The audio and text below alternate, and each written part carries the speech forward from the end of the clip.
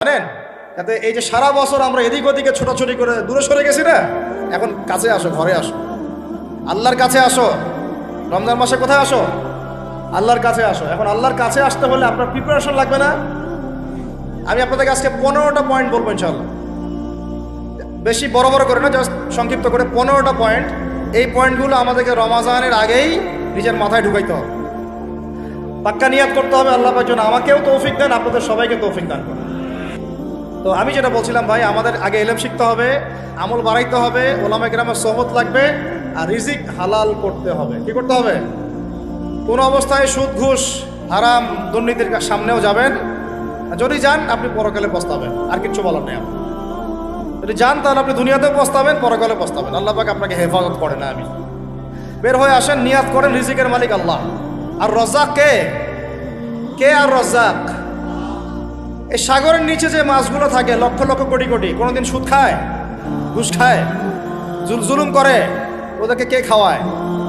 এই জমিনে যত প্রাণী আছে, চাকরি বাকরি করে, কখনো ব্যবসা করে? কিছুই তো করে না। কে খাওয়ায়?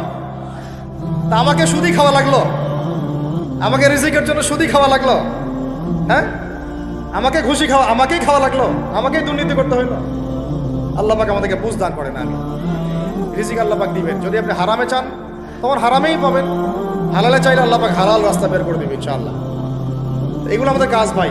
একদিন দুই দিনের মাহফিল করে আমরা সব কায়েম করতে পারবো না।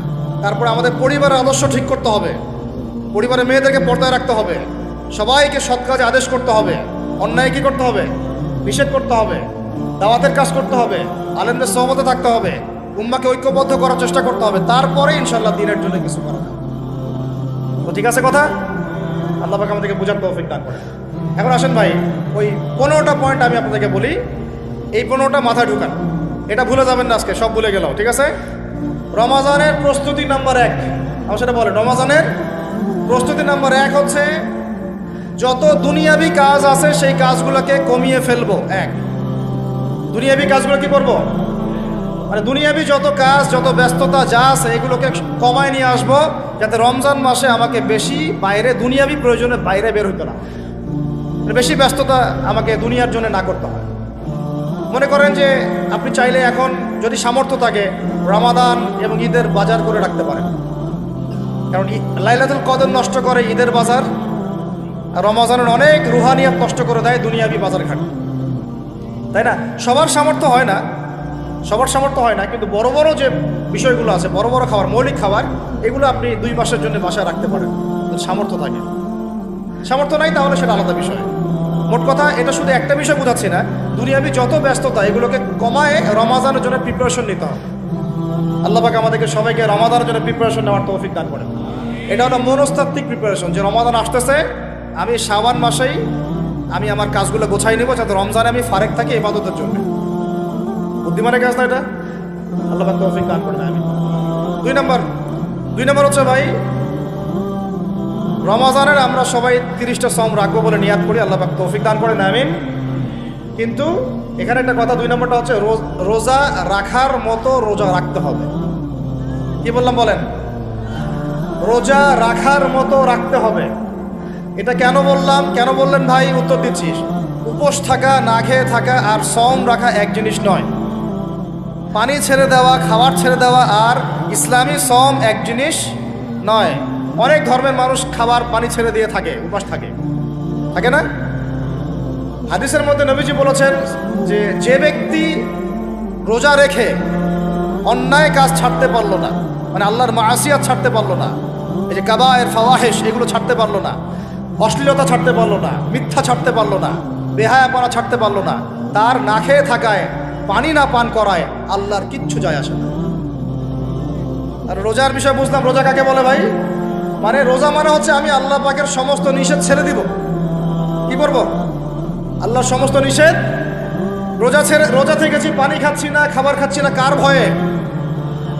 গোসল করার সময় 1 ঢোক পানি খেলে কে দেখবে? এই চেতনা তখন কাজ করে না?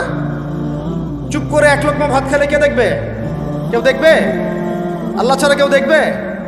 কেউ দেখবে না। তারপর আপনি খান না কেন? কারণ আপনি অনুভব করেন যে আল্লাহ পাক আমাকে দেখছেন। এটাই হলো ইহসান। এটার নাম কি? ইহসান এটাই বলা হচ্ছে হাদিসে জিবরিলের মধ্যে, আনতা আবুদুল্লাহ কাআন্নাকা তারাহ, তুমি এমনভাবে আল্লাহর ইবাদত করো যেন তুমি আল্লাহকে দেখতে পাচ্ছ। ওয়া ইল্লাম তাকুন তারাহু, তুমি যদি আল্লাহকে দেখতে না পারো জেনে রাখো ফাইন্নাহু ইয়ারাক, আল্লাহ পাক তোমাকে দেখছেন। এটাকে বলে আল্লাহ কনসিয়াসনেস বা ইহসান বা তাকওয়া। আর তাকওয়া হাহুনা, তাকওয়া কোথায়? এখানে। আপনি সওমের আয়াতটা পড়েন, কুতিবা আলাইকুমুস সিয়াম কামা কুতিবা আলাল লাযিনা মিন ক্বাবলিকুম লাআল্লাকুম কি তাত্তাকুন, তোমাদের উপর সওমকে ফরজ করা হয়েছে ঠিক যেমন করে আগের উম্মতদের উপরেও করা হয়েছিল। উদ্দেশ্য হচ্ছে লাআল্লাকুম তাত্তাকুন, যাতে করে তোমরা তাকওয়া অবলম্বন করো। তাকওয়া মানে আল্লাহ কনসিয়াসনেস, এই যে আমি খাচ্ছি না, পান করতেছি না, আমি বিশ্বাস করি আল্লাহ আমাকে দেখতেছেন, এই তো। তো সেই বান্দা কেমন করে রমজান চলে গেলেই বেনামাজি থাকতে পারে? রমাদান চলে গেলে কি আল্লাহ তাকে আর দেখে না? সেই বান্দা কিভাবে সুখ খায়, তখন কি আল্লাহ তাকে দেখে না? সেই বান্দা, একই বান্দা কিভাবে জেনা করতে পারে? মেয়েকে নিয়ে কেমন করে বাইকে ঘুরতে পারে? কেমন করে গায়রা মাহরামের সাথে আমরা ইয়ে করতে পারি, ফ্রি মিক্সিং করতে পারি? কেমন করে সে সমকামিতার দিকে ধাবিত হতে পারে? কেমন করে সে জুয়া খেলতে পারে? কেমন করে সে মাদক খাইতে পারে? কেমন করে সে আল্লাহ দ্রোহী আইন বাস্তবায়ন করতে পারে? যদি সে এই চেতনা থাকে যে আল্লাহ আমাকে দেখছেন, এই চেতনাটাকে বদ্ধমূল করার জন্যই রমাজান আসে। বলেন সুবহানাল্লাহ। আমি বুঝাতে পারলাম রোজা রাখার উদ্দেশ্যটা কি? ওই জিনিসটাকেই আমাদের ভিতরে ইনস্টল করাই হলো উদ্দেশ্য। লাআল্লাকুম, অবশ্যই বলেন লাআল্লাকুম তাত্তাকুন। তাকওয়া কি কিনতে পাওয়া যায় বাজারে? এই যে আল্লাহ পাক আমাকে দেখছেন, আমি খাবো না, আল্লাহ আমাকে দেখছেন, আমি পান করতে পারবো না, আমার রেস্ট্রিকশন আছে, পিপাসায় গলা ফেটে যাচ্ছে একেবারে রোদের মধ্যে, তাও খাচ্ছি না, কেন? কার ভয়ে? ওইটাই জীবনের সব ক্ষেত্রে বাস্তবায়ন করার জন্যই রমজান আসে। বুঝতে পারি নাই বলো? ওই চেতনাটাই, একই চেতনাটাই জীবনের সবগুলো কাজে বাস্তবায়ন করার জন্য কি আসে? রমাদানের সওম আসে। আমরা শুধু রোজার ফজিলত নিয়ে বয়ান করি, রোজা রাখলে 70 গুণ নাকি হবে না, 70 গুণ হবে, 700 গুণ বাড়াই দেবে। মূল কথা ফজিলত তো ফজিলত পাবোই, মূল কথা এইটা, তাকেও অবলম্বন করতে হবে। আল্লাহ পাক আমাদেরকে তৌফিক দান করেন। কয়টা বলছি বলেন ভাই? 2টা মনে থাকবে। 1, দুনিয়াবি কাজ কমায় ফেলা। 2, কি রোজা রাখার মতো রাখা। 3 নাম্বার হচ্ছে, এটা আমার নিজস্ব একটা পরামর্শ আর কি। 3 নাম্বার হচ্ছে রোজা রাখার জন্য আমাদের সাহারি করতে হয়, ইফতার করতে হয়, এই তো। আল্লাহর ওয়াস্তে সাহারি এবং ইফতারে মুসলমানের মতো খাবার খাবেন, জানোয়ারের মতো খাবার খাবেন না। সাহারি এবং ইফতার এই দুটোতে কি খাবেন? মুসলমানের, মুমিনের মতো খাবার খাবেন, জানোয়ারের মতো খাবার খাবেন না। আল্লাহ পাক বোঝার তৌফিক দান করেন। মানে আমরা কিন্তু সাহারিতে কি করি জানেন? 7 পেট খাই। কয় পেট? নবীজি বলেছেন খাবে পেটের 1 ভাগ খাবার, 1 ভাগ পানি, 1 ভাগ, আবার বলি 1 ভাগ খাবার, 1 ভাগ পানি, 1 ভাগ। কার পেট খালি আছে এখন খাওয়ার সময়? খাওয়ার টেবিলে আমাদের ওস্তাদরা বলেন যে মুসলিম উম্মাহ, আমাদের ওস্তাদরা বলেন যে মুসলিম উম্মাহ খাওয়ার টেবিলে হেরে গেছে, সে কখনো জিহাদের মাঠে জিততে পারবে না। বুঝতে পারেন নাই? বুঝতে পারলাম না মনে হয়। যারা খাওয়ারের টেবিলেই হেরে গেছে, এখানেই তো আপনি সুন্নাহ মাফিক খাইতে পারতেছেন না, প্রবৃত্তির কাছে হেরে গেলেন, গপ গপ গপ গপ করে খাচ্ছি 7 পেট ভর্তি করে। এখানে তো খাবারের সামনেই হেরে গেলাম, প্রবৃত্তির সামনে। সে আবার কাফেরদের সাথে জিতবে কেমনে? জিতবে আগে নিজের প্রবৃত্তির উপর জিহাদে তো জিততে হবে। আমার মন চাচ্ছে জেনা করি, করবো না, এটার নাম জিহাদ, এটাও জিহাদ।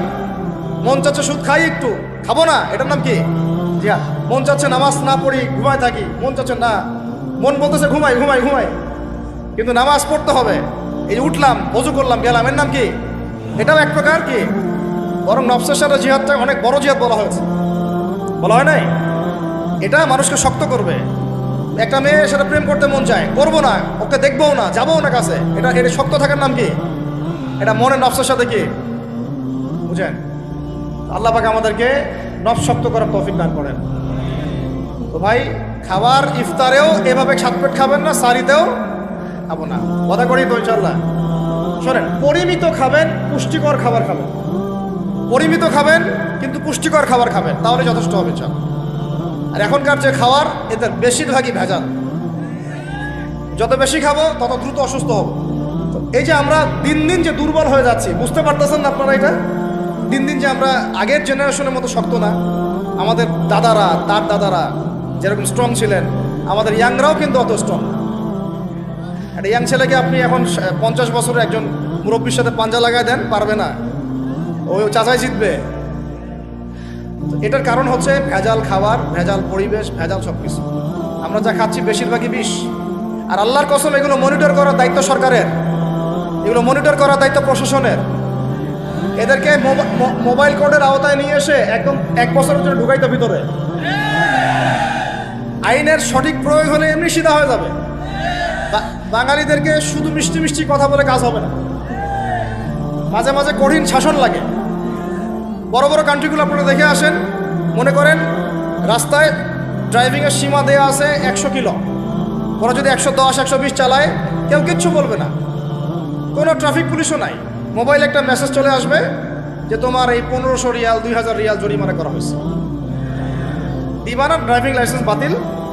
ওটা বাতিল তো হবেই, 6 মাসের জন্য জেল খাটবা, বাপ করে টাকা দিয়ে আসবে। টাকা না দিলেও আর ভয়ে চালাবে না, বাবারে বাবা একবার 1500 রিয়াল খাইছি, আবার খাওয়া যাবে। আইন শুধু থাকলে হয় না, আইনের একদম কঠোর বাস্তবায়ন থাকতে হবে। এই জিনিসটা যদি থাকে, দেখবেন সমাজ ঠিক হয়ে গেছে। আল্লাহ পাক আমাদের সবাইকে কথাটা মন থেকে বোঝার তৌফিক দান করেন। আমরা কি কারো শত্রু? আমরা সবার শুভাকাঙ্ক্ষী। যদি এই জিনিসটা শক্তভাবে বাস্তবায়ন করা যায়, দেখবেন খাবারের ভেজাল এমনি বন্ধ হয়ে গেছে। মানুষকে মেরে ফেলতেছে খাবার দিয়ে, আর 3 দিনের বাসি তেল দিয়ে রান্না করছে, বললো এরকম টাটকা রান্না খেয়ে ফেলে। এই যে কোলেস্টেরল বেড়ে গেল, ক্যান্সার হচ্ছে। গরু ইঞ্জেকশন দিয়ে ফুলায় ফাবায় মোটা তাজা করে ফেলায়, করে নাই? কি অবস্থা মানুষের বুদ্ধি! চালের মধ্যে এটা মিশাচ্ছে, ডালের মধ্যে ওইটা মিশাচ্ছে, পানির মধ্যে কি মিশাই দিচ্ছে, ড্রেনের পানি বলতেছে মিনারেল ওয়াটার। হ্যাঁ, ডাব খাবেন, ডাবের পানি আগে ইঞ্জেকশন দিয়ে বের করে ফেলাইছে, ও আগে খাই ফেলছে, অল্প একটু বাকি আছে, ওটার দাম ঢাকাচ্ছে 150 টাকা। নিচ থেকে উপর পর্যন্ত আমাদের সমাজে খালি প্রতারণা চলতেছে। এই কারণে আমাদের উপর থেকে আল্লাহর রহমত দিন দিন উঠে যাচ্ছে। আমাদেরকে সতর্ক হওয়া উচিত, আমাদেরকে সৎ হওয়া উচিত। সৎ হইতে পয়সা লাগে না, সৎ হইতে পয়সা লাগে? সবাই যার যার জায়গা থেকে ভালো হয়ে যায়, কিচ্ছু করা লাগবে না ইনশাআল্লাহ। আপনি মাদক খায়েন না, কেউ জোর করে মাদক খাওয়াবে? আপনি নিজে সুদ খায়েন না, কেউ জোর করে সুদ খাওয়াবে?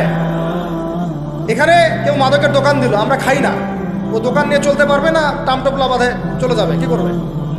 যাইতে বাধ্য সে। আমরা খাইলে সে ব্যবসা করবে। আল্লাহর ওয়াস্তে আমরা কোনো রকম প্রতারণার কাছেও যাব না, হারামের কাছেও যাব না, এবং অন্যকে আমরা প্রতারিত করবো না ইনশাআল্লাহ। বাজার মার্কেটে এটা অনেক জটিল বিষয়। রমজান মাস আসলেই দেখবেন দাম বাড়া শুরু হয়েছে। এখনই অসাধু ব্যবসায়ী যারা, ওরা রিস্টোর করে ফেলাইছে, ওরা আবার সিন্ডিকেট করে ফেলবে যে এই দামের বাইরে যাবে না। তখন আবার দেখবেন যে সরকার বিপাকে পড়ে গেছে, দাম আর কন্ট্রোল করতে পারতেছে না, তখন ভর্তুকি দেওয়া লাগতেছে, আবার ওদেরকে আইনে আনা লাগতেছে। মানে আমরা নিজেরাই ঠিক নাই। কারা ঠিক নাই? আমরা নিজেরাই ঠিক নাই। এই কারণেই তো আমরা, মানে আমাদের সমাজের উপর থেকে আল্লাহ পাকের রহমত, বরকতটা উঠে যাচ্ছে দিন দিন। আপনি দেখে নিন, যে পণ্যের দাম এখন 200 টাকা, রমজান মাস আসলে দেখবেন 250 টাকা, 300 টাকা বাড়াই দিচ্ছে। এটা ব্যবসায়ীরা করবে, অনেক অসাধু ব্যবসায়ী করবে, এটা অনেকেই করবে, এখনো চলতেছে। আমাদের বাংলাদেশে এমন কিছু নাই যেটা উৎপন্ন হয় না। আমরা যদি আমাদের এখানে সঠিক জাকাত ভিত্তিক অর্থনীতি থাকতো, এবং সততা থাকতো, ইনসাফ থাকতো, আমানত থাকতো, আমাদের জিনিস আমরা খেয়ে শেষ করতে পারতাম না, এরপর বাকিটা রপ্তানি করতে পারতাম। অনেক কথা ভাই, এগুলো অর্থনীতির বিষয়, আরেকদিন কথা হবে ইনশাআল্লাহ। রমজানে আসছি যেহেতু, এতটুকু নসিহত করি। 3 নম্বর, যে ভাই আমরা এমনভাবে খাবো না যে খাওয়ার মনে হয় জানোয়ারের খাওয়া। ঠিক আছে ভাই, পুষ্টিকর খাবার খাবো, কিন্তু পরিমাণে কম বলতে কি একবারে কম না, আপনার প্রয়োজন অনুযায়ী 3 ভাগ করে, 1 ভাগ খাবার, 1 ভাগ পানি, 1 ভাগ ফাঁকা, সুন্নাহ অনুযায়ী। আল্লাহ পাক তৌফিক দান করেন, আমিন। 4 নাম্বার হচ্ছে রমাদান মাস মানেই কোরআন। রমাদান মাস মানে কি? এই রমজানে আমরা সবাই বেশি থেকে বেশি কোরআন তেলাওয়াত করবো ইনশাআল্লাহ। কারা কারা পারি হাত তুলি? আলহামদুলিল্লাহ, হাত নামান। সবাই পারেন কোরআন তেলাওয়াত? মাশাআল্লাহ মাশাআল্লাহ। এটাই তো চাই, বাংলাদেশের ঘরে ঘরে প্রত্যেক ব্যক্তি যেন কোরআন তেলাওয়াত করা জানে, এটাই তো আমরা চাই। এমন যদি হয় যে 100% মানুষ কোরআন তেলাওয়াত করতে পারে, 16 কোটি মুসলিম, দিন কায়েম হয়ে যাবে ইনশাআল্লাহ। ইনশাআল্লাহ ভিতরে কাজগুলো করেন, আল্লাহ পাক তৌফিক দান করেন। তো ভাই, কোরআন আমরা রমজানে বেশি থেকে বেশি পড়বো ইনশাআল্লাহ ভাই, ঠিক আছে? যারা পারি না একটা লিমিট ফিক্স করি, কমপক্ষে দিনে এক পারা, দিনে কমপক্ষে এক পারা, তাহলে 30 দিনে এক খতম হবে। আরও বেশি পারি 2 পারা, তাহলে 2 খতম হবে। আরও বেশি পারি 3 পারা। এমন আমাদের ইমামদের যুগে, আমাদের 4 ইমামদের যুগে, সলফে সালেহিনদের যুগে প্রতিদিনই একটা করে খতম দিতেন তারা। সুবহানাল্লাহ। তাদের সময় আল্লাহ বরকত দিয়েছিলেন। সুবহানাল্লাহ। সারা রাত জেগে তেলাওয়াত করতেছেন, নামাজ পড়তেছেন, দিনের বেলা তেলাওয়াত করতেছেন। রমজান মাস হচ্ছে কোরআন নাজিলের মাস। এই মাসে যে হতভাগা কোরআন পড়তে পারলো না, তার জন্য আফসোস করা ছাড়া কিছু করার নাই। রমজান মাসে কোরআন আগে পড়বো, কোরআন শিখবো, না পারলে কি করবো? না পারলে 1 মাসে শিখবো, অন্যকে শেখাবো, কোরআনের দার্স দিব, কোরআনের মাহফিল হবে, কোরআনের তাবলিগ হবে, কোরআন নিয়ে আলোচনা হবে ইনশাআল্লাহ। আমরা জানবো কোরআনের মধ্যে কি আছে। এটা জানার সবচেয়ে উত্তম মাস হচ্ছে কি? রমাদান। আল্লাহ পাক তৌফিক দান করেন, আমিন। যারা আমরা আরবি জানি টুকটাক ভাঙাচোরা, তারা আমরা এটার অর্থ পড়বো ইনশাআল্লাহ। যারা আমরা আলেম ওলামা আছে অনেকেই, যারা ইফতা দিয়েছি, দাওরা দিয়েছি, বা আমরা তালেব ইলম ওলামা ইকরাম যারা আছে, আমরা এই কোরআনের তাফসিরগুলো পড়বো ইনশাআল্লাহ। মানে কোরআনময় রমাদান, কোরআনময় কি? এবং চেষ্টা করবেন, আমার খুব ইচ্ছা হয় যদি আল্লাহ পাক আমাকে ক্ষমতা দিতেন, তৌফিক দিতেন, আমার ইচ্ছা হয় যে রমজান মাসে বাংলাদেশের যত মসজিদ আছে সমস্ত মসজিদে কোরআন শিক্ষা ফ্রি হয়ে যাবে। ভালো উদ্যোগ না? বাংলাদেশে কত মসজিদ আছে? হাজার না লাখ? লাখ না কোটি? হয়তো কোটি কোটি মসজিদ থাকতে পারে। প্রত্যেকটা মসজিদে যদি বিনামূল্যে কোরআন শিক্ষা কার্যক্রম করা যেত রমজান মাসে, 1 মাসে আপনি দেখতেন প্রায় মিনিমাম 5 কোটি মানুষকে কোরআন শেখানো যায়। তাও হাতে কলমে। তাও কি হাতে কলমে? বই দেওয়া হতো ফ্রি, আর ওই যারা টিচার ক্লাস নেবে ওদেরকে বেতন দিব, ভাতা দিব সরকার থেকে। দেওয়া যায় না? দেওয়া যায় না? আচ্ছা, যদি গভর্নমেন্ট নাও দেয়, আপনারা জাকাত থেকে দিতে পারেন, সদকা থেকে দিতে পারেন, পারেন না? নিজেদের পকেট থেকে দিতে পারেন, নিজের ব্যবসা থেকে দিতে পারেন, এলাকা ভিত্তিক দিতে পারেন। কত উৎস আছে না? যদি এভাবে প্রত্যেকটা মসজিদ থেকে কোরআন শিক্ষা কার্যক্রম চালু করা হয় রমজান মাসে, আমরা দোয়া করি আল্লাহ পাক যেন এই কথাটা পৌঁছে দেন উপরের লেভেলে। তারা উদ্যোগ নেয়, জানি না উদ্যোগ নেবে কিনা, আমাদের দায়িত্ব পৌঁছে দিলাম। তো অ্যাটলিস্ট যদি সবগুলো মসজিদে নাও হয়, প্রত্যেকটা এলাকায় যদি একটা করে মসজিদও হয়, তবুও দেখবেন কয়েক কোটি মানুষকে কোরআন শেখানো যাবে ইনশাআল্লাহ। কোরআন ছাড়া এই জাতিকে আপনি ফিরাতে পারবেন না। কোরআন ছাড়া এই যুবকদেরকে মাদক থেকে ফেরানো যাবে না। কোরআন ছাড়া এই যুবকদেরকে জেনা থেকে ফেরানো যাবে না। এই টিকটক প্রজন্ম হয়ে এরা নষ্ট হয়ে গেছে, শেষ হয়ে গেছে। বাংলাদেশে আশঙ্কাজনক হারে এখন সমকামিতা বাড়তেছে। আশঙ্কাজনক হারে এখন জেনা, ব্যভিচার, পরকীয়া এগুলো বেড়ে গেছে।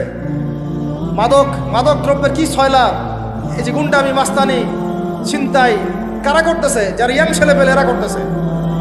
এদেরকে ফিরাইতে হইলে কোরআন ছাড়া কোনো গতি নাই। আইয়ামে জাহেলিয়াতের সেই মানুষগুলো কোরআনের আলোয় শ্রেষ্ঠ মানুষে পরিণত হয়েছে। কথা বুঝতে পারেন নাই? আইয়ামে জাহেলিয়াতের সেই মানুষগুলা যারা একসময় নিজের মেয়েকে দাফন করেছিল জীবন্ত। ইন্না লিল্লাহি ওয়া ইন্না ইলাইহি রাজিউন। চিন্তা করা যায়? আপনি আপনার মেয়েকে দাফন করতে পারবেন জীবন্ত? পারবেন? বলেন। এরকম মানুষ যারা এই কাজ করেছিল, তারা কোরআনের সংস্পর্শে এসে সোনার মানুষে পরিণত হয়েছে। এই কিতাব আল্লাহ পাক নাজিল করেছেন ওই ঘরের উপরে উঠিয়ে রাখার জন্য না, মাঝে মাঝে বের করবো, ধুলা মুছবো, চুপু খাবো, রেখে দিব, এই জন্য না।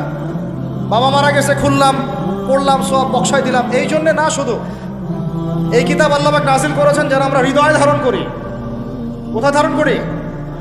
তো হৃদয়ে ধারণ করবো তো তখনই যখন আমি বেশি তেলাওয়াত করব, বেশি বেশি পড়বো, সবাইকে পড়াবো, শেখাবো। আল্লাহ পাক আমাদের সবাইকে কোরআনের বিপ্লব ঘটানোর তৌফিক দান করেন, আমিন। তো প্রিয় ভাইরা, 4 নম্বর কাজ, কোরআন শিখবো, পড়বো, শেখাবো, দার্স দিব। কোরআনের একদম বিপ্লব। রমজান মাসে ইনশাআল্লাহ কোরআনময় রমাদান হবে ইনশাআল্লাহ। রমজান মাসে অন্য কোনো বইও পড়ার দরকার নেই। প্রয়োজনে কোরআন পড়েন, হাদিস পড়েন, আর কোরআন পড়েন। কোরআন এবং হাদিস, অন্য কোনো বই, বিষয়ভিত্তিক বই পড়ার দরকার নেই। আর অ্যাটলিস্ট 1 মাস আপনি না পড়েন। এরপরে আসি 5 নাম্বার। একটু বড় হয়ে যাচ্ছে যদিও, আমি সংক্ষিপ্ত করে বোঝাচ্ছি, শোনেন। 5 নাম্বার হচ্ছে রমাদান মাসে, একটু ধৈর্য ধরেন। রমাদান মাসে আমরা ফরজ ইবাদতগুলোকে সর্বোচ্চ গুরুত্ব দিব ইনশাআল্লাহ। যেমন সবার আগে কি? সালাত। এই একটাই বল, সালাত। সালাত নাই, ইসলাম নাই। সালাত নাই, সে ব্যক্তি মুসলিম না। সোজা কথা শোনেন, সালাত অস্বীকার করে সে ব্যক্তি মুসলিম না। নবীজি বলছেন মান তারাকা সালাতান মুতাআম্মিদান ফাকাদ কাফারা, কেউ যদি ইচ্ছা করে সালাতকে অস্বীকার করে ছেড়ে দেয় সে ব্যক্তি কি হয়? কাফারা, কুফরি করে। সালাত না পড়ার কারণে ইমামগণ বলেছেন তাকে মুসলমানদের কবরস্থানে দাফনও করবে না। কোন ইমাম বলেছেন তাকে জানাজাও দিবা না। কোন ইমাম বলেছেন তাকে জেলখানায় বন্দি করে রাখবা। কোন ইমাম বলেছেন তাকে মৃত্যুদণ্ডের শাস্তি দিবা। আমি এমনি বলতেছি না, ইমামদের কওলগুলো পড়ে দেখেন। নামাজ না পড়াটা যেমন তেমন পাপ না তো, ইচ্ছা হইলে পড়লাম ইচ্ছা হইলে পড়লাম না, এমন না। যারা নামাজি তারাও যদি নামাজে সচেতন না হয় তাদের জন্যও শাস্তি আছে। নাউযুবিল্লাহ। ফাওয়াইলুল লিল মুসাল্লিন আল্লাযীনা হুম আন সালাতিহিম সাহুন আল্লাযীনা হুম ইউরাউনা ওয়া ইয়ামনাউনাল মাউন। এখানে বলা হচ্ছে মুসল্লিদের জন্য দুর্ভোগ, যে মুসল্লিরা নামাজ সম্পর্কে গাফেল উদাসীন, আবার যে নামাজ পড়ে এবং এই যে ছোটখাটো সাহায্য করতে অস্বীকৃতি জানায়, সূরা মাউন পড়েন, তাহলে মুসল্লিদের জন্য গাফেলতির যদি শাস্তি হয় তাহলে যারা পড়ে না ওদের কি হবে? মা সালাকাকুম ফি সাকার, জাহান্নামে যখন ঢুকানো হবে এই ফেরেশতারা জিজ্ঞাসা করবে কিসে তোমাদেরকে জাহান্নামে নিয়ে আসলো, কি পাপ করছিলা? তারা বলবে, তখন তারা বলবে ক্বালু, তারা বলবে, ওই জাহান্নামীরা বলবে লাম নাকু মিনাল মুসাল্লিন। কি বলবে তারা? লাম নাকু মিনাল মুসাল্লিন, আমরা মুসল্লি ছিলাম না, আমরা নামাজ পড়তাম না। তাহলে বেনামাজির পরিণতি কি বলেন? জাহান্নাম। ওয়ালাম নাকু নুতঈমুল মিসকিন, আর আমরা মিসকিনদেরকে খাবার দিতাম না। সুবহানাল্লাহ। আল্লাহ পাক আমাদেরকে সালাত আদায় করার তৌফিক দান করেন। রমাদান মাসে শক্ত করে নামাজ ধরবেন ইনশাআল্লাহ, আল্লাহ পাক তৌফিক দান করেন। 5 ওয়াক্ত নামাজ চেষ্টা করব জামাতে পড়ার জন্য। যদি জামাত ছুটেও যায় তাও পরে জামাত করে নেবেন, সেটাও না পড়েন অ্যাটলিস্ট বাসায় পড়বেন। রাজি আছেন? এই যুবকরা কি হলো, বসো অল্প সময় বসেন। আরে আপনাদের চেয়ে আমার তারা বেশি, আমি 4 ঘন্টা সফর করে আসছি, আবার 4 ঘন্টা সফর করতে হবে আমাকে। আপনারা তো এখান থেকে বাসায় চলে যাবেন, চারটার বাসায়। এত ব্যস্ত কেন? বসেন। এখন কথা হচ্ছে যে নামাজের সাথে আরো অনেক ফরজ আছে না?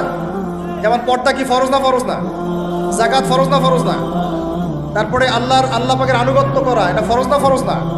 রসুলের আনুগত্য, তাওহীদ ফরজ না? সুন্নত, এই জিনিসগুলো ফরজগুলোকে শক্ত করে ধরবো ইনশাআল্লাহ। রাজি আছেন? তাহলে 4 নম্বর হচ্ছে রমজান, এটা কি 5 নম্বর না? 5 নম্বর রমজান মাসে ফরজ ইবাদতগুলোতে সর্বোচ্চ গুরুত্ব দিব ইনশাআল্লাহ। রাজি? 6 নম্বর হচ্ছে, এটা কত 6 বলছি? 5। 6 নম্বর হচ্ছে ফরজের পাশাপাশি সুন্নত এবং নফলের পাবন্দি। ফরজের পাশাপাশি সুন্নত এবং নফলের পাবন্দি মানে দেখেন, ফরজ নামাজের আগে পিছে অনেক নামাজ আছে না সুন্নত? দৈনিক 12 রাকাত সুন্নত যে ব্যক্তি পড়বে তার জন্য জান্নাতে ঘর নির্মাণ করা হবে। কোন 12 রাকাত?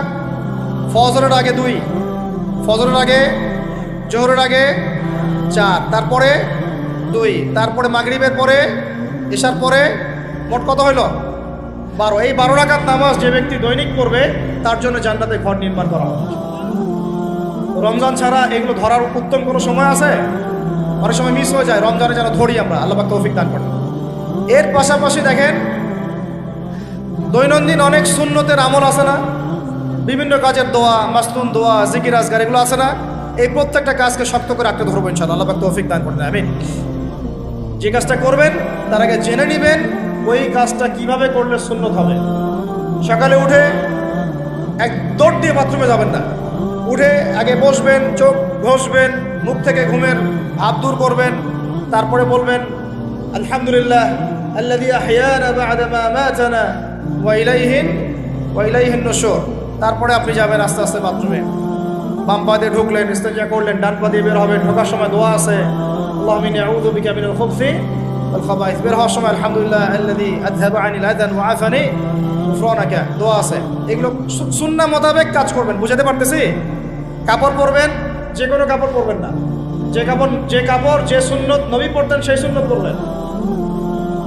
চেহারা নবীর মতো হতে হবে, ক্লিন শেপ চেহারা চলবে না, ক্লিন শেপ চেহারা চলবে না। অনেকে মনে করেন যে এটা তো ফরজ কিছু না, এত তাচ্ছিল্য করেন কেন? এটাকে শেভ করা মানে হলো নবীর সুন্নতকে জবাই করা। বুঝাতে পারি নাই? এক মুষ্টি রেখে কাটেন, সেটা আলাদা ইস্যু, আলাদা মাসালা। পুরুষের চেহারায় দাড়ি থাকতেই হবে, মাস্ট বি। পোশাক আশাক থাকতেই হবে নবীর মতো। আমরা আমাদের সংস্কৃতি নিয়ে গর্বিত না? গর্বিত না? ইসলামিক সংস্কৃতি কোনো দেশ, জাতি, বর্ণ নির্দিষ্ট করে আসে না সবার জন্যে। আমাদের নবী কি আরবদের নবী না পুরো বিশ্বের নবী? তাহলে আমাদের নবীর সুন্নত কি শুধু আরবরা পালন করবেন, আমরা সবাই করব? এখন আমাদের সবার চেহারা নবীর সুন্নাহ অনুযায়ী হতে হবে। গোফ ছোট করতে হবে, দাড়ি লম্বা করতে হবে, পোশাক ঠিক করতে হবে, টাকনুর উপরে কাপড় পরতে হবে। এখন ছেলেরা পরে টাকনুর উপরে কি, হ্যাঁ ছেলেরা পরে টাকনুর নিচে, আর মেয়েরা পরে কি উপরে। এরপরে বসে ছেলের সাথে বাইকে, দেখবেন হাঁটু পর্যন্ত দেখা যায়। সেটা এমন না এখন? হুজুর আপনারাও দেখেন না? আমরা দেখি না, আপনারা দেখান। আমরা কি করি না? আমরা দেখি না, বরং আপনারা দেখান। দেখালে আমরা চোখটা সরাই বলি আউযু বিল্লাহি মিনাশ শাইতানির রাজিম। চোখে বললে আমরা কি বলি? আউযু বিল্লাহি মিনাশ শাইতানির রাজিম। এখন আসেন, আমাদের পোশাক আশাক, কথাবার্তা, চলাফেরা, আমল, খাওয়া, ঘুম, ব্যবসা বাণিজ্য যা আছে, রাজনীতি, অর্থনীতি, সমাজনীতি, সব কিছু নবীর সুন্নাহ মাফিক ঢেলে সাজাইতে হবে। রাজি কিনা? রমজান মাসে এটা নিয়ত করা যাবে ইনশাআল্লাহ? ইনশাআল্লাহ। আল্লাহ পাক তৌফিক দান করেন, আমিন। কয়টা বলছি ভাই? 6টা। 7টা? 6টা। 7 নম্বর আসেন ভাই। 7 নম্বর হচ্ছে আমরা